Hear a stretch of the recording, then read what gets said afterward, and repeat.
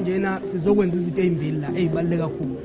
Into yokuqala le ndawo esikuyona eminyakeni edlule abantu bakule ndawo babedayisela phansi, abanye bedayisela emabhuthini. Sekuze kwafika isigaba la ukhansela we-apply khona ethi ucela ukuthi bakhelwe indawo zokudayisela.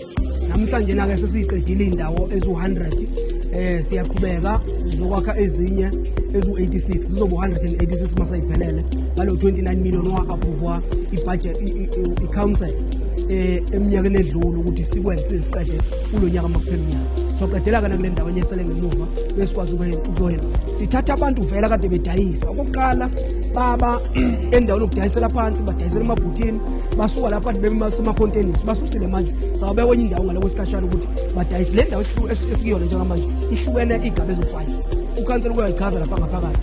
Le igaba ehlukahlukene kulo nyaka ka2023 bekade sikwabanye lapha amakhishi nabahlukahlukene abawu97 esabanika yonke imaterial yokwazi ba-operate intolo zabo. So ke namhlanje osomabhizinisi abancane laba aba186 more times abona times 4 chaza ukuthi amathuba omsebenzi lawo amaningi aya ko400 to 500 azokwakheka kule ndawo sikuyona. Siyabonga kakhulu.